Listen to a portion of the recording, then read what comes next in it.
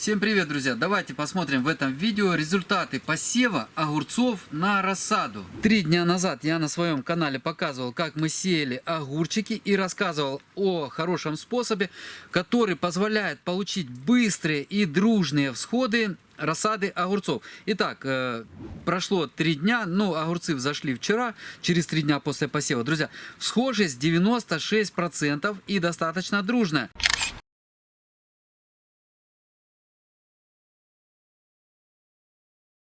Три растения немножко отстают, но я думаю, они догонят. Не взошло семечки в 2 ячейках, вот в этой и вот в этой. Но я думаю, что если немножко прикопать, то вот уже проросток у нас появляется. Совсем скоро он разогнется коленце и появится над землей. То есть можно сказать, что схожесть очень высокая, способ рабочий.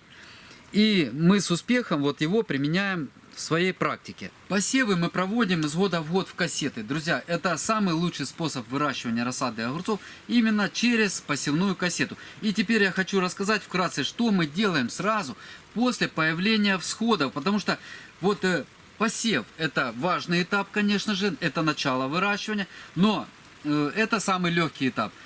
Сложности начинаются затем, уже после появления всходов. Всходы вот в нашем случае были очень дружные. 95% петелек показались над поверхностью почвы одновременно. Поэтому у нас сомнений не было в том, убирать укрывающую посевы пленку, либо не убирать. Потому что часто встречается и в комментариях слышу, что появляется 1, 2, 3 проростка. Вот, допустим, кассету, если кто-то посел, 42 растения здесь, да, и, предположим, появились там недружный всход. Что делать тогда с пленкой? Убирать или не убирать? Друзья, если над поверхностью появилось некоторое количество всходов, и пленка будет препятствовать их распрямлению, то мы рискуем эти всходы получить вот такими вот покрученными и корявыми.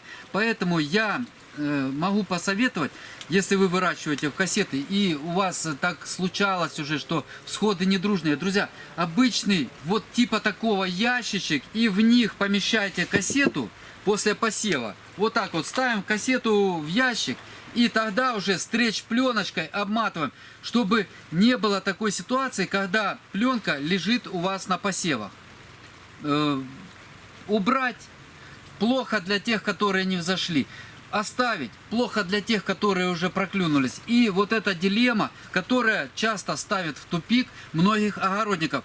Здесь же ситуация вполне разрешима, потому что пленка будет находиться над растениями. Она не будет мешать ни растениям, которые уже взошли, ни растениям, которые только собираются всходить. Она будет удерживать для таких растений влагу в почве.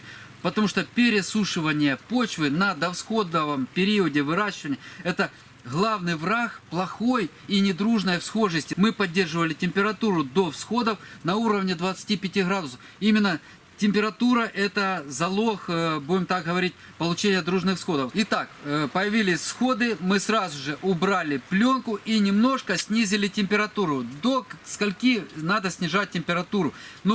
Вот в отличие от томатов, которые после всходов требуют существенного понижения температуры до 16 ночью, до 18 днем. Друзья, вот огурцы, они более теплолюбивые растения, поэтому мы оставляем и поддерживаем температуру для дальнейшего их выращивания на уровне 20-22 градусов. Это нормальная температура, но огурец все равно будет тянуться. Сейчас дальнейшие наши шаги — это дождаться момента, когда корневая система огурчика заполнит объем рассадной ячейки. Мы поэтому проводим посев в небольшие вот эти ячеечки, для того, чтобы затем растения можно было изъять с хорошо развитой корневой системой и рассадить по рассадным стаканам. То есть мы их раздвинем путем расстановки рассадных стаканов и таким образом придержим их дальнейшее вытягивание. Хотя кто выращивает полностью, проводит цикл выращивания рассады огурца в кассетах, кассета, конечно же, ячейка должна быть побольше. Здесь у нас 55 мл объем ячейки, а если вы не хотите потом возиться с пересадкой огурчика в стакан рассады, предположим, мы из кассеты томат пересадили затем сюда, продолжаем здесь выращивание. И вот если вкратце посмотреть, здесь корневая система уже вот в существенном развитии, она заполняет уже со временем объем рассадного стакана, и отсюда она пойдет, вот эта рассада, на высадку в грунт. А некоторые выращивают сугубо в кассете, ну, ячейка побольше, порядка 100 миллилитров, друзья.